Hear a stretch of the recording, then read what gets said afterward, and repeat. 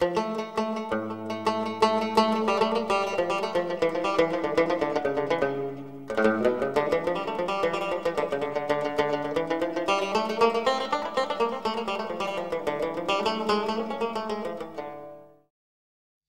the project I want to talk about is something that is dear to my heart for now many years and come out a very long way. I'll start with this simple story. It happened to me in maybe 2005, I think, or 6. I was walking in Dubai. I had a project there. And as an artist, I understand basically the landscape I'm going to work with by walking in it. So I was walking around, and definitely like in LA, that's not a place to walk, it's a place to drive. Anyway, I didn't have a car, so I was walking. So everybody said I was crazy. Anyway, I walked a long path around the beaches over there. And then I stopped in one of the 5-star hotel big lobbies, since that's all there is anyway, and sat down there in sweat, in ages. And in front of me was sitting a very big man in a military jacket, camouflage outfit, big piercings in his ears. And, well, basically we had nothing in common, kind of, as you can see. But we kind of felt close because we were in the same stage. He was sweating too, kind of exiled over there as well. And so we got close in a way, started to talk. And he said a story that marked me very much and got inspirational for me in the later years, in the years that followed that. He said, I won't tell you the whole beginning of the things, but basically he said, do you know, I was addicted to heroin for a very long time. I was in Brazil at the time. The guy was from Montevideo. Anyway, he said I was addicted on heroin for a very long time. And in a desire to quit, I decided to take a small boat and go upstream the Amazon and leave civilization behind and put as much distance as possible between me and that drug. So he went off. After 2 days, he was found by Indians over there called the Coffans. And they found him on the boat, unconscious, took him with them, and he stayed with them for 2 years. So basically, he said they used drugs all the time over there, so they could clearly see that he was missing something under the influence. And so he said, do you know how people die over there? I said, no. Well, he said, they don't. I said, how is that? He said, well, for the coffins, death doesn't exist. Why? Because when somebody gets old and decides it's time to retire from life because doesn't want to become a weight for the community or something like that, an old person is going to overfeed with these leaves. It's a plant they use to communicate with the forest. It's a drug, basically. So they will overfeed themselves with these leaves and fall in a coma. And when the coffins find an old person in a coma with a lot of leaves around, I mean that person decided to depart. So he said to me, well, they take the body, remove all the clothes, and cover it in honey. And then they carry it towards the forest in a procession and leave it very close to a fire ant pit. And these fire ants from the Amazons are like really, really hungry beasts. And in a matter of hours, the whole body vanishes. And he says, well, you know, death doesn't exist. Why? Because this body is in a coma. The guy isn't dead. But tiny ants by tiny ants, molecules after molecules, bytes after bytes, it gets redistributed to the same environment he communicated and belonged with all his life. And he said to me that story, and I thought, well, that's exactly what I'm trying to do as an artist. I want to create an artwork which is not just a dead vessel. I mean, an inspiring idea comes in, an emotion comes in, and then, well, you produce an object with it, and you're quite content, or you're not content, or often not, anyway. But clearly it's dead compared to the living thing you had inside. So how to escape that? That was my dilemma at the time. And this metaphor of the ants helped me basically rethink that. And I started for the last 10 years. Well, that was like 8 years ago or something. I did that. I decomposed and tried to melt a work I got into me back to the environment. And if I say the story is because the project that will occupy, that we're talking about tonight, is slightly different. I want to try to take from all the ants now and rebuild the living body. And that's what I'm going to present tonight. So, I grew up in Cameroon, in Yaoundé, and my father was an engineer, so was my mother. And he was working with water, building bridges, wells, aqueducts, and I was surrounded by that atmosphere my whole childhood. And there is this interesting story that occurred when I was 8 years old, which I thought to convey to you. It's very instrumental. I think it's the deepest root, let's say, of the project we're going to talk now. Once the ambassador of Belgium in Yaoundé received a letter, handwritten note, that said, the pump stopped working, please come and help us, signed the village of some tiny village in the top. And that's like, because my father had installed a water pump over there, maybe 3 or 4 months prior.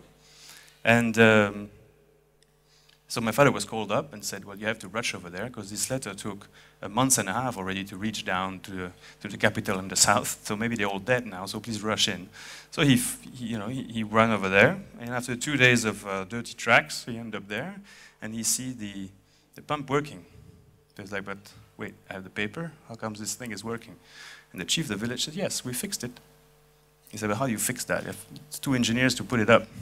So well, we knew the letter would take a month and a half to come down, so we didn't want to wait, obviously. So we tried. So after 2 days of palavers gathering everybody around the pump, they decided to open it. And how they did, they opened the thing, and they decided to line up all the kids of the village by crescent age in a long queue. And then they would take a bit out and give to the kid and say, okay, you keep this in your hand at all time. And you remember, it goes there, between this and this and this, keep it.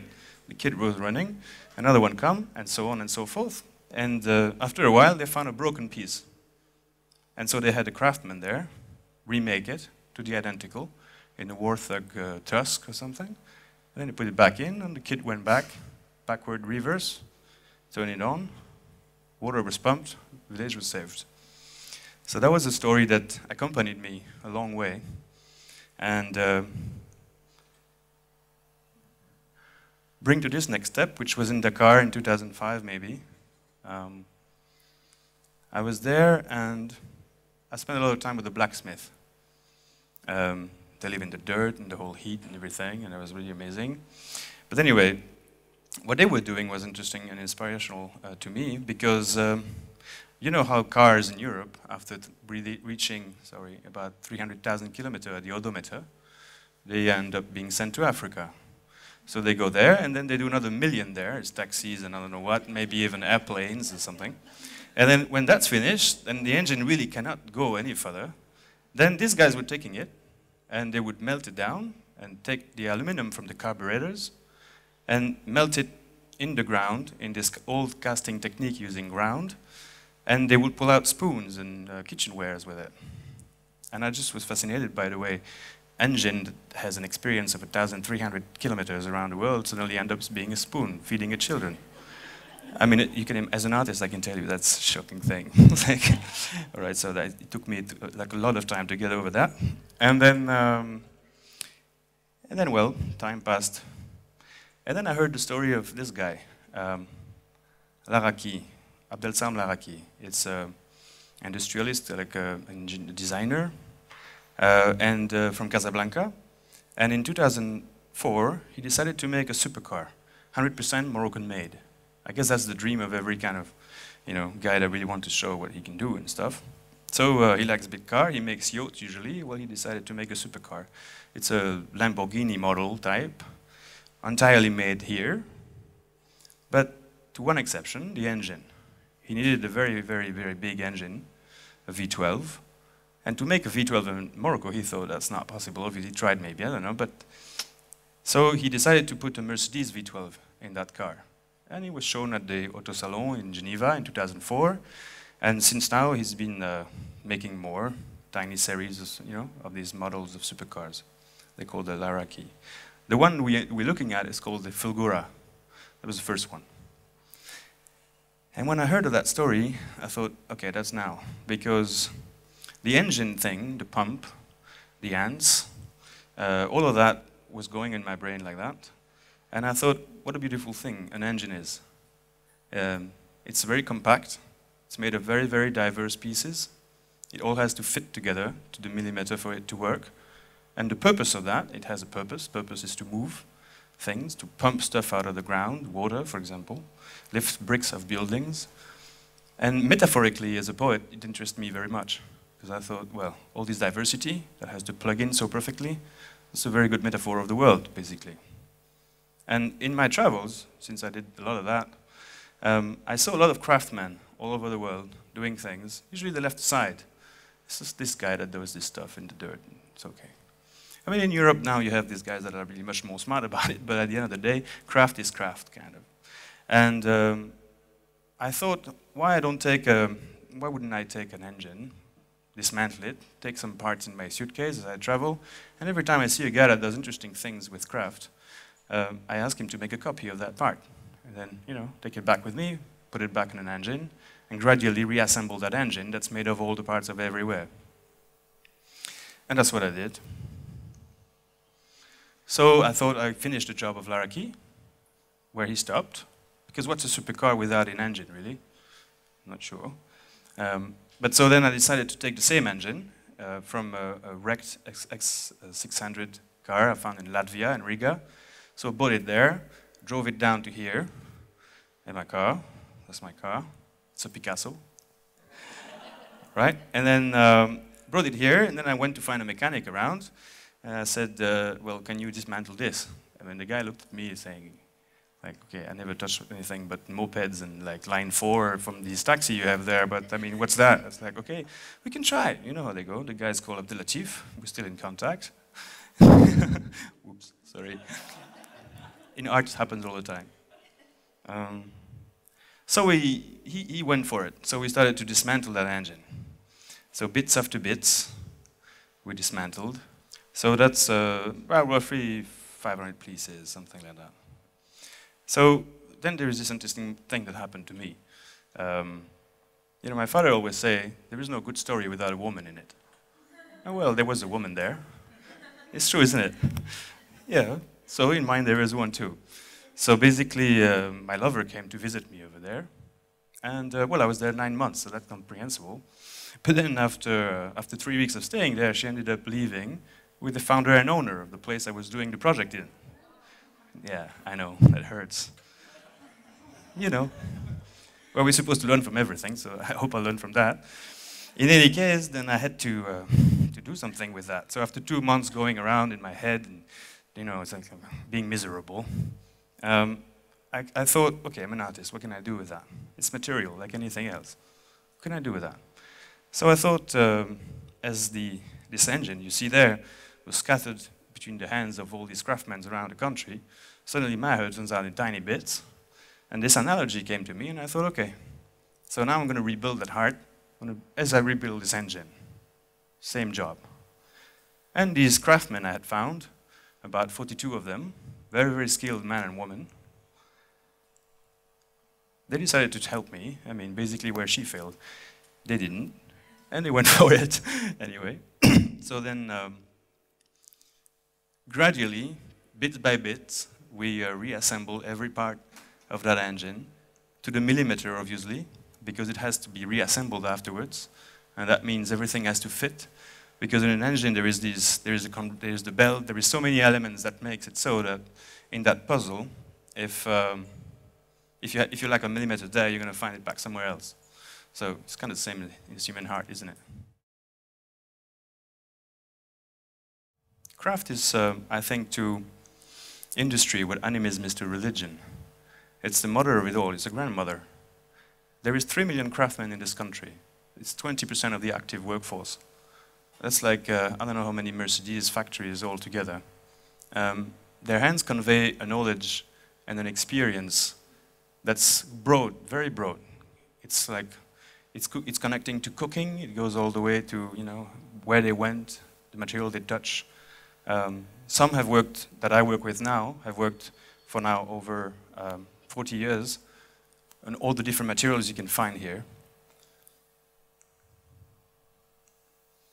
And basically this engine becomes a catalyst. It's a catalyst of their lives, of their stories, and they are catalysts themselves. And all of these catalysts join in one bigger catalyst, and that becomes this artwork, which I call the V12 Laraki.